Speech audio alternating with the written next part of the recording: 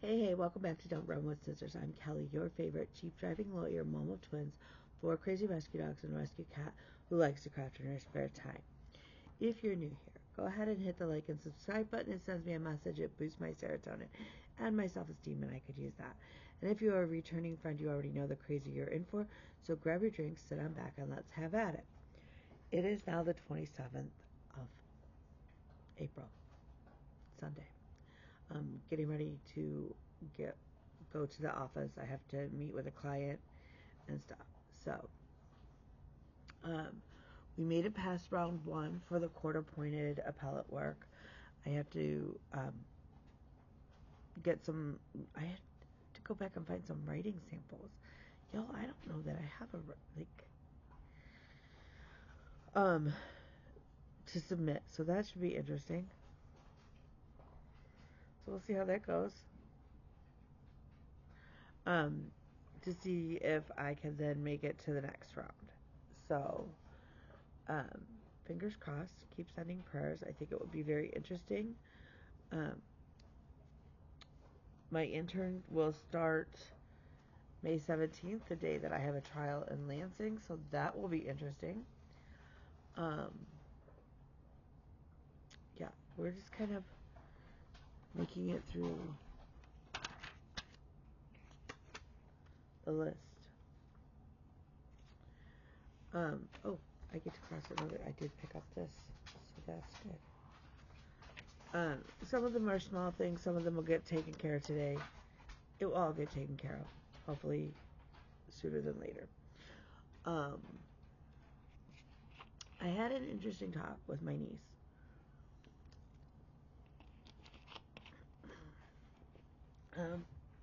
I've been very thankful that her path has led her back into my life. She is my brother's child, my oldest brother's child, and um, that has been the difficult part about going no contact for years with my older brother, is that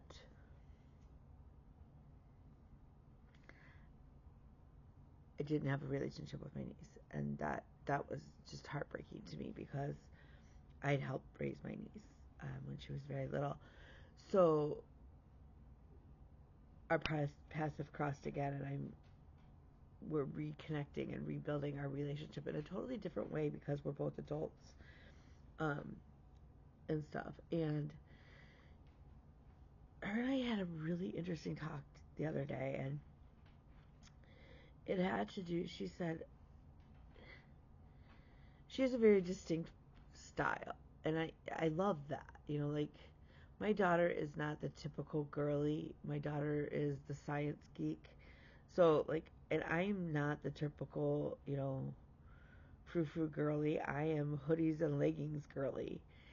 And there are certain things that I find very feminine, or typical feminine. One of my things is pearls. To me, that is I feel more girly or typical girly when I'm wearing pearls, like in court or things like that.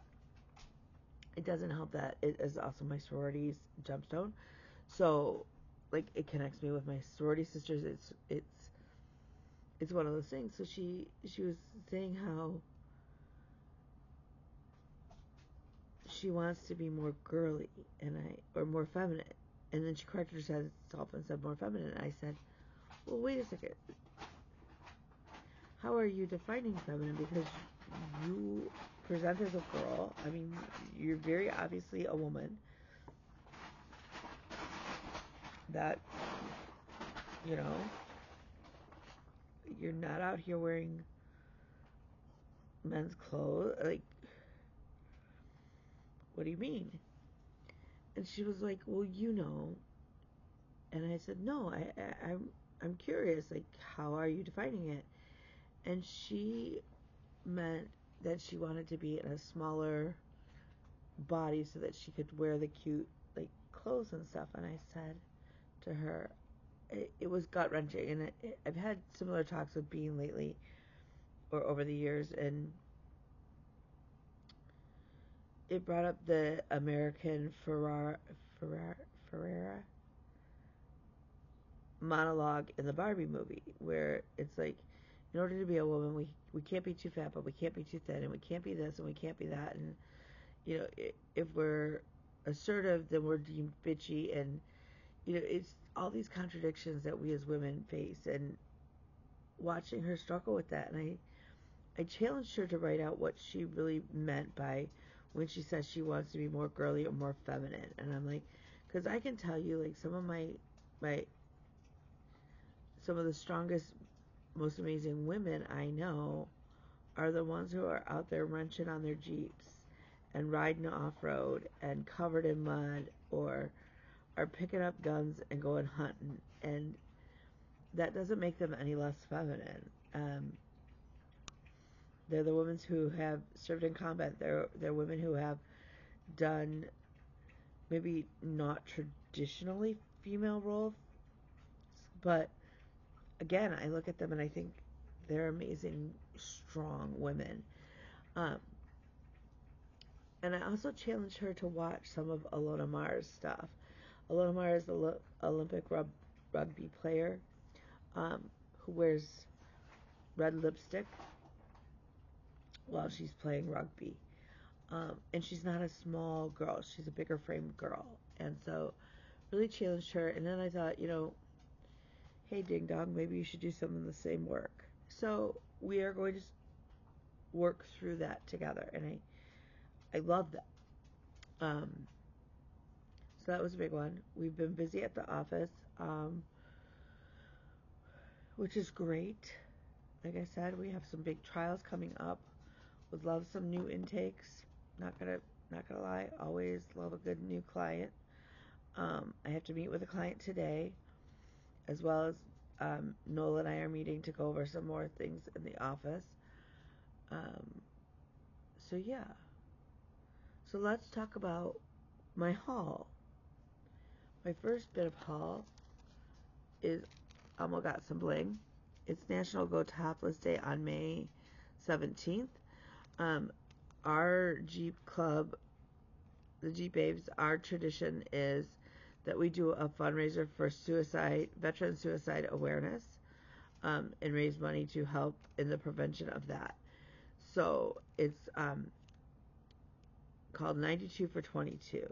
Last year we had just over 100 Jeeps, and we're hoping to beat that this year. So Elmo is all signed up, and he's got his badge of honor that will go on him. So I'm super excited. And then William had a concert the other Friday night. My mom met the office manager. It was actually kind of interesting. But she brought me pickle socks.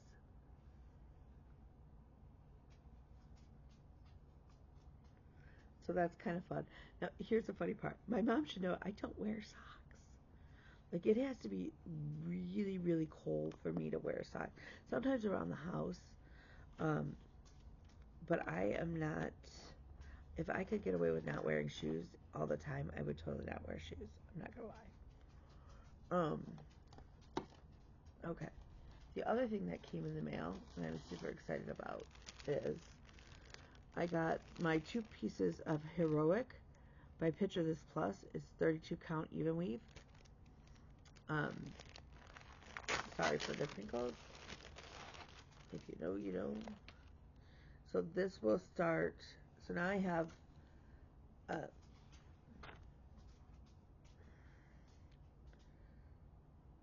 the pieces to start Queen of Freedom and Queen of Peace. I already had a piece I had gotten for Christmas to do Lady of the Flag. So that is it's funny because this one's got a little bit more blue on it on this side. You can't really see it, but there's hints of blue where the other one is the other piece definitely has some more red. And less blue, where this one has more blue and less red. And I think that's fantastic. I don't mind at all. So, I did find out from Janet, she posted it down below. When she finishes her Queen of Peace, she's actually starting a full coverage. Totally excited about that. for her. My goal is still the same, to finish Lady of Justice by the time Janet retires. And we are totally on track to do that, barring anything bizarre. And then I will start one of the other 3 ladies. So that's all my haul. I know. I'm super excited.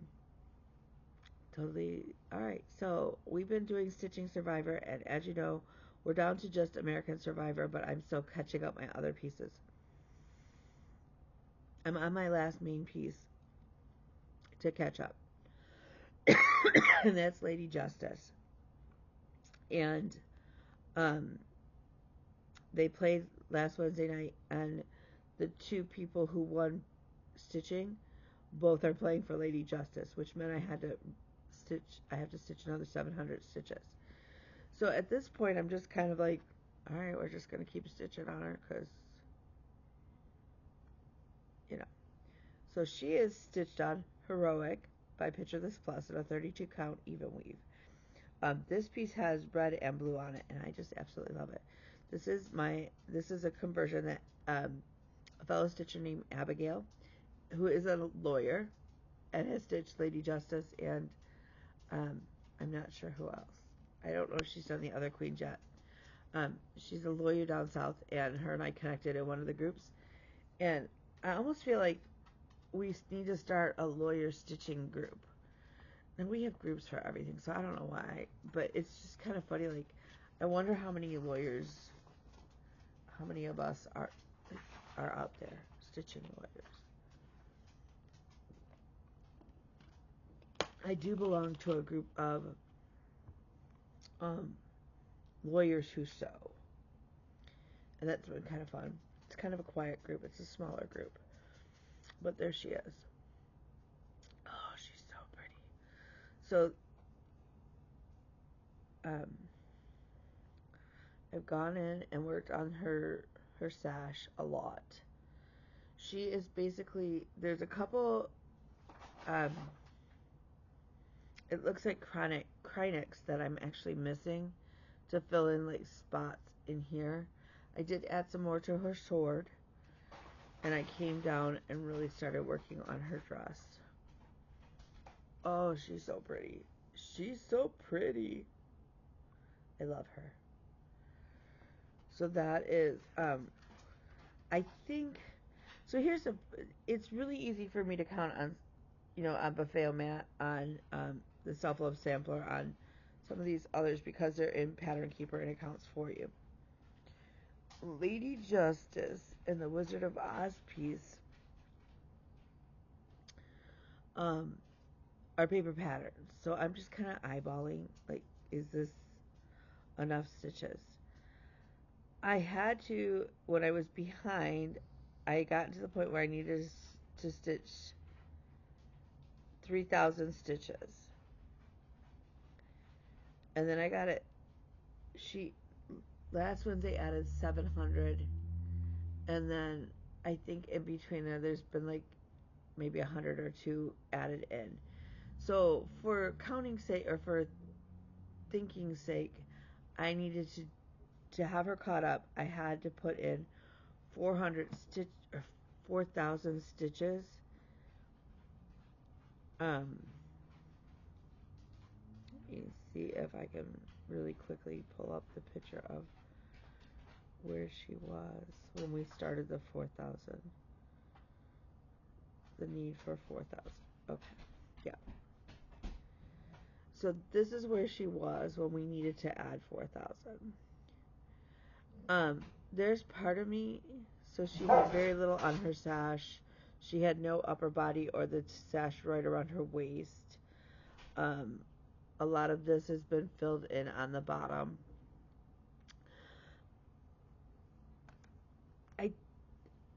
I'm going to say that I'm going to work on her.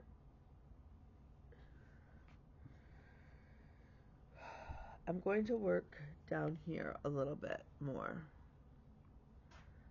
potentially just tonight. At that point, I'm going to call the 4,000 stitches done. And I may go back and try and count a little bit on the pattern, but I'm pretty sure at that point I'm at 4,000 stitches. At which point I will pull out He Tends His Flock. I owe He Tends His Flock 1,300 stitches. That one's a little bit, that's also a paper pattern. That one's a little easier to figure out just because the way the pattern is.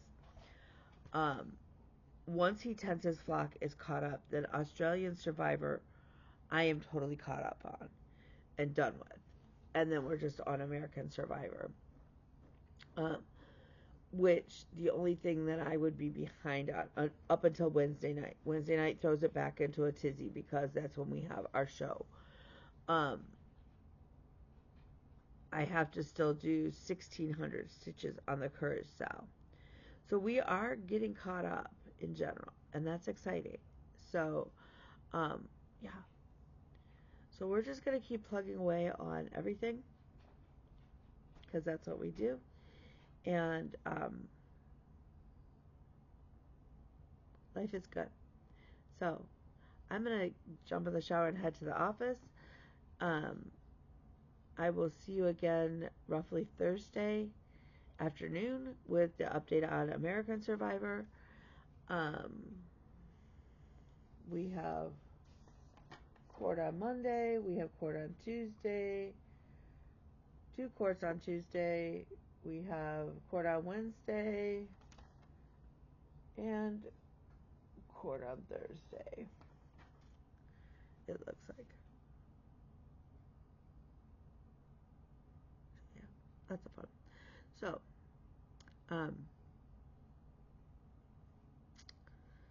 yeah. Bean is almost, I think Monday is her final class for this last semester. And then I don't know when they go back. I think they have the rest of the week off and they start back that following Monday. But I could be wrong. And nobody's put anything in my book. So if it's not in my book, I don't know. So, my 2 WIPCO picks for May are my friend Emily and myself. Yay! So Emily is still deciding.